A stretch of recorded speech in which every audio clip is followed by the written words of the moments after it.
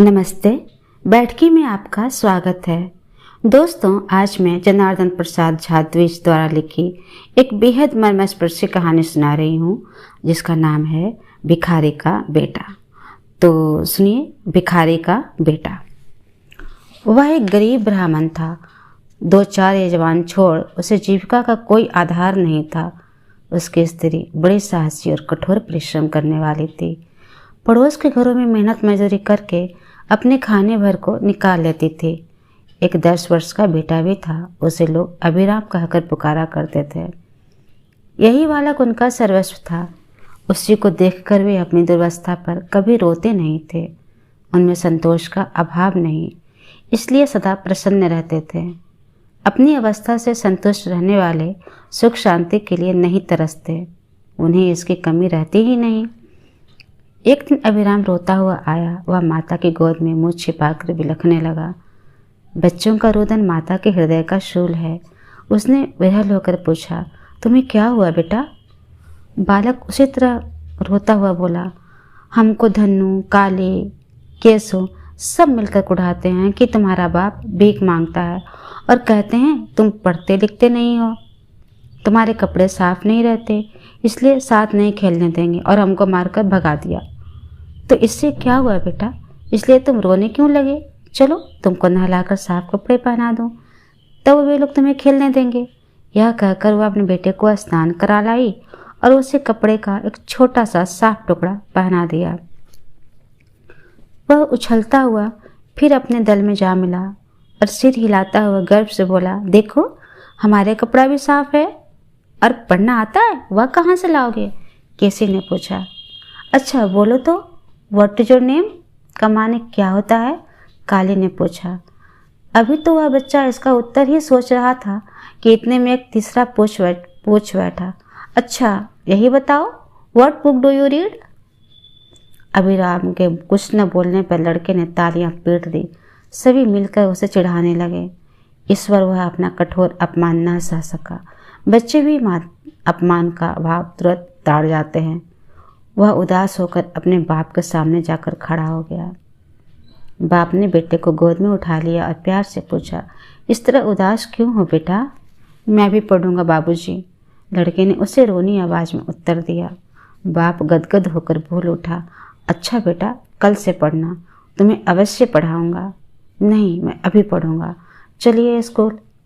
अभी तो वह खुला नहीं होगा बेटा, चलना, कल सवेरे तुम्हारा नाम लिखवा दूंगा, कहकर उसने अपने बेटे का मुंह चूम लिया।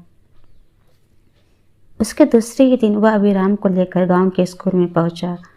प्रधानाध्यापक को देखते ही उसे उनके पैरों पर लिटा दिया और आप आंखों में पानी भरकर हाथ जोड़े एक और अलग खड़ा हो गया। अध्यापक बेचारा हैरान था कि मामला क्या है। लड़के को उठाकर स्नेह से छाती से चिपटाते हुए पूछा, बात क्या है पंडित जी? सरकार, यह मेरा लड़का है, इसे आप लीजिए, कहते हुए वह उसे अध्यापक के चरणों पर मस्तक झुका दिया। अध्यापक का हृदय पिघल गया। आदरपूर्वक उस गरीब ब्राह्मण को उठाते हुए पूछा, आप साफ साफ अपना मतलब कहिए ना, जहाँ तक हो सकेगा मैं आपकी सहायता करूँगा। सरकार, आप इसे पढ़ा दीजिए, मैं किसी तरह खाना कपड़ा तो दे सकता हूँ, स्कूल में फीस नहीं दे सकता, फीस माफ़ कर दे। अध्यापक का हृदय बड़ा सुकुमार था।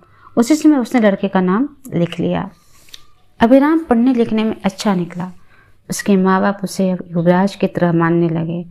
आप भूखे मरते पर बेटे को खाने पहनने की कोई कमी नहीं रहती। धीरे धीरे उसने वहीं से मिडिल परीक्षा पास कर ली। 5 रुपये मासिक छात्रवृत्ति भी मिलने लगी। उस साल भीषण अकाल पड़ा।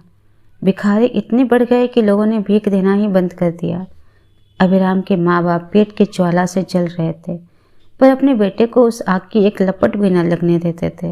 वह अपने खाने पीने में मस्त था। विश्व की अगाध पीड़ाओं का उसे क्या पता। ऐसी दुर्वस्था में भी उसके बाप ने हिम्मत नहीं छोड़ी। बेटे को और भी आगे पढ़ाने की लालसा अधीर हो उठी। उसकी इच्छा शक्ति में वह दृढ़ता आ गई जो सारी सफलताओं की जननी है। दौड़ धूप इधर उधर से उसने कुछ रुपये एकत्र कर लिए और शहर के एक सरकारी हाई स्कूल में अभिराम का नाम लिखवा दिया। उसी शहर में एक जगह उसने रसोई बनाने का काम स्वीकार कर लिया। इससे जो कुछ मिलता सब बेटे को दे दिया करता था। दोनों प्राणी सदैव बेटे के सुख चिंता में डूबे रहते थे। कभी कभी माँ बाप के अनुचित लाड़ प्यार बच्चे को बिगाड़ देती है। अभिराम का भी वही हाल हुआ।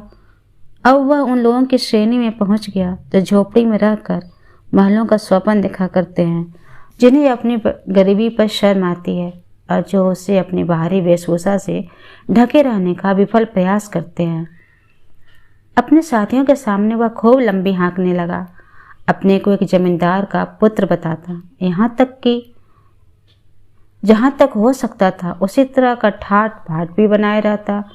अपनी असली अवस्था को छिपाने के लिए उसे रोज एक न एक नई आवश्यकता बढ़ानी पड़ती थी और उसकी उस आवश्यकता को पूर्ण करने के लिए उसके गरीब माँ बाप रक्त को पसीना बनाकर बहा रहे थे।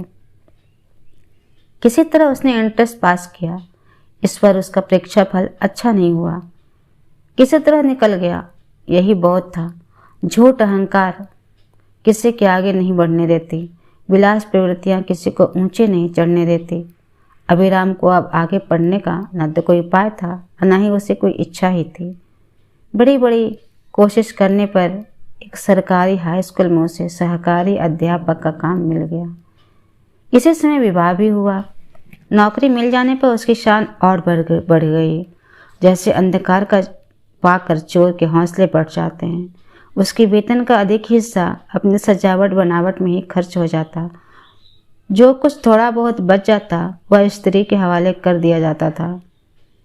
वर्ष से अधिक हो गया, माँ बाप बेटे की कमाई से एक पैसा भी न पा सके। उन्होंने कभी कुछ मांगा भी नहीं। वे उसी तरह अपनी मजदूरी जी रहे थे। गर्मी की लंबी छुट्टी हो गई। गांव के सभी लिखने पढ़ने वाले युवक अपने अपने घर आ चुके थे। अभिराम के माँ बाप उसके आने की राह बड़ी अधीरता से देख रहे थे। माँ ने तरह तरह की चीज़ें बेटे को खिलाने के लिए इकट्ठी कर रखी थी। एक दिन अपने बाप के नाम से अभिराम का एक पत्र आया। लिखा था, मेरे पास एक हल्का सा ट्रंक और एक छोटी सी गठरी है, कृपा कर परसों स्टेशन पर आइएगा। बाप हृदय उल्लास से भर गया। उस दिन वह ठीक समय पर स्टेशन पहुंचा।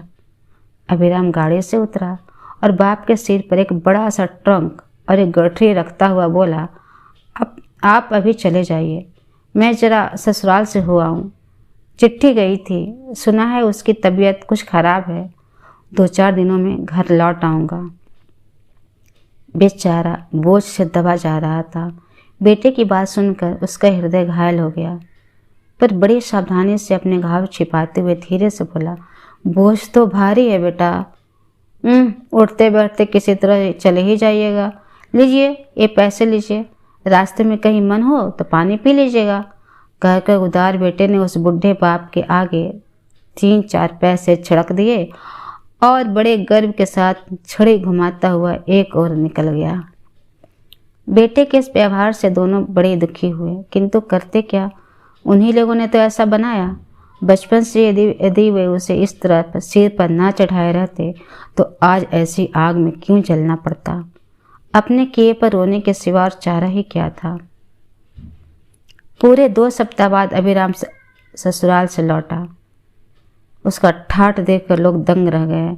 मालूम होता था किसी करोड़पति का बेटा हो।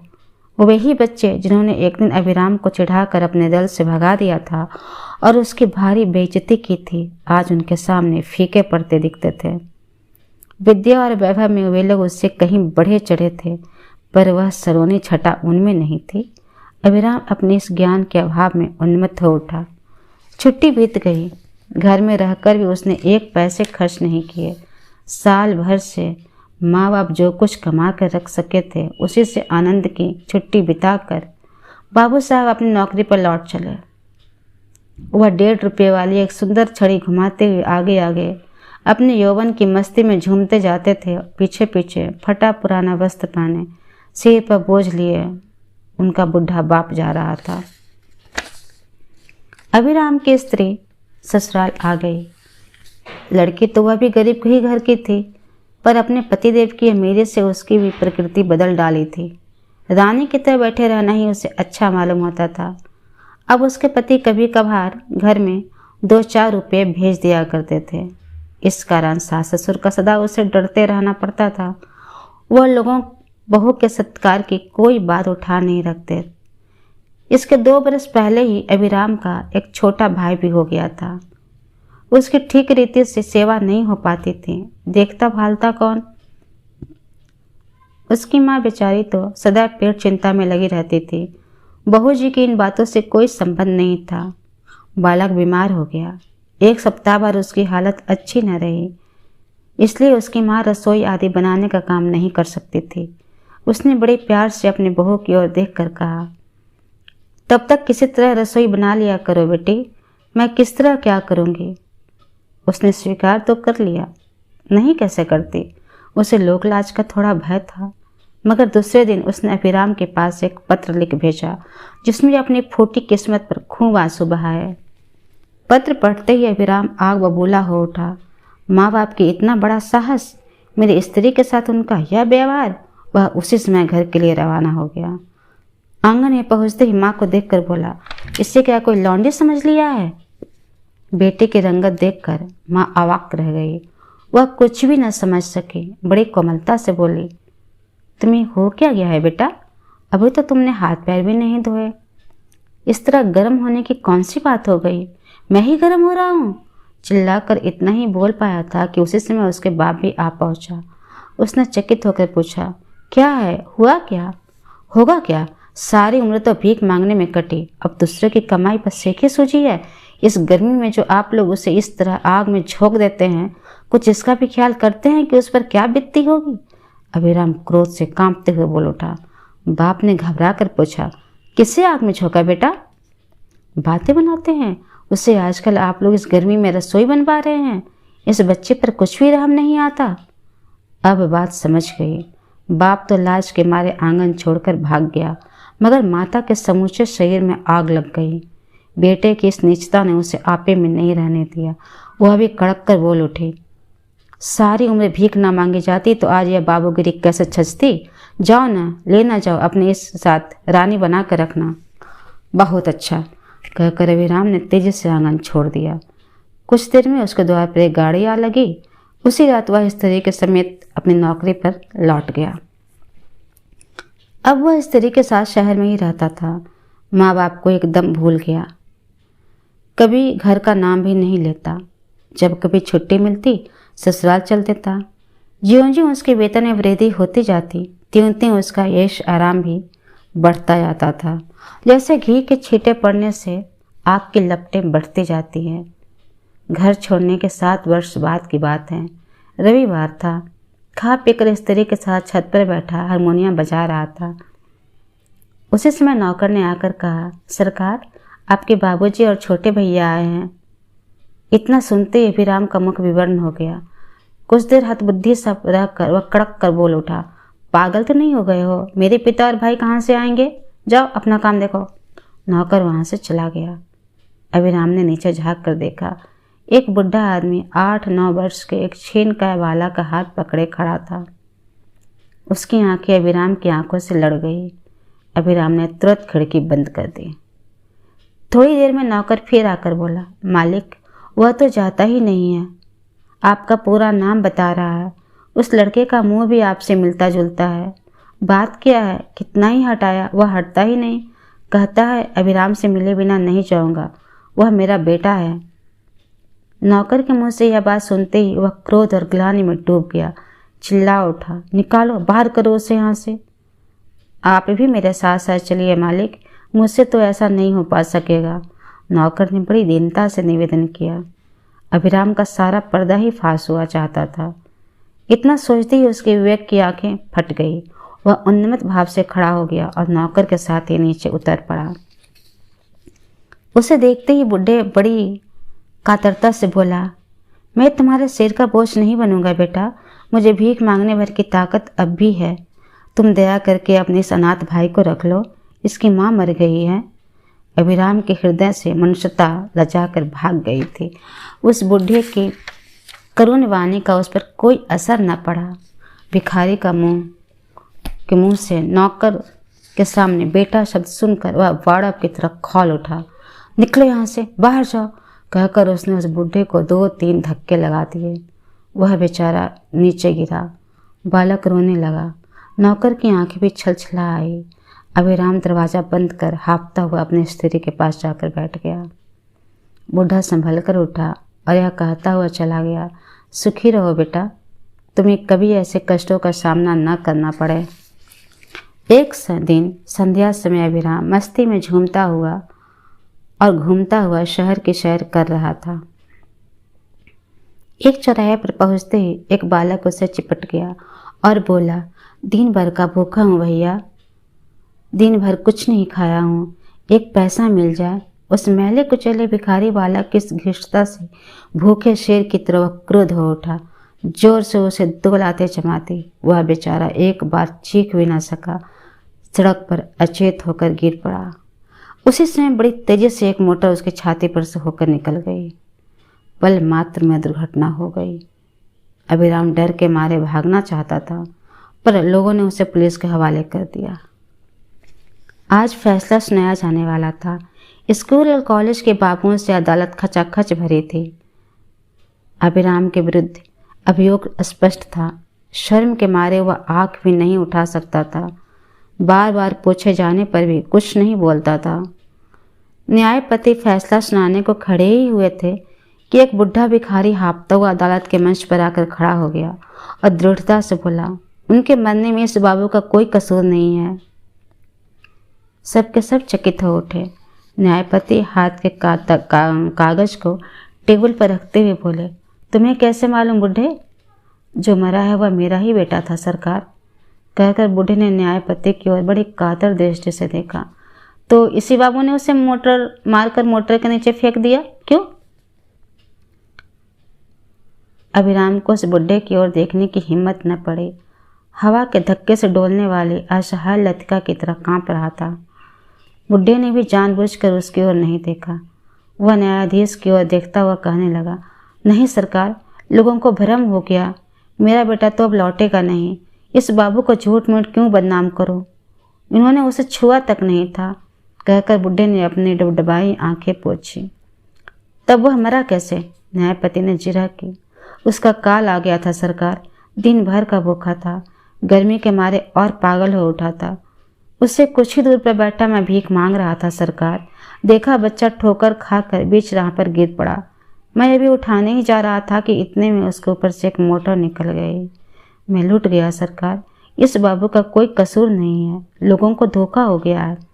मैं तो पागल सा हो गया था सरकार, नहीं तो बाबू को गिरफ्तार भी नहीं होने देता, सबको असली हालात बता देता। एक ही सांस में बुढ़ा सारी बातें कह गया।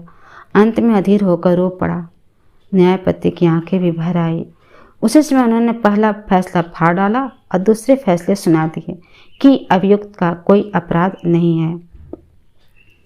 फैसला सुनते ही बुढ़े प्रसन्नता से मारे उछल पड़ा, मानो कोई खोई हुई निधि मिल गई हो।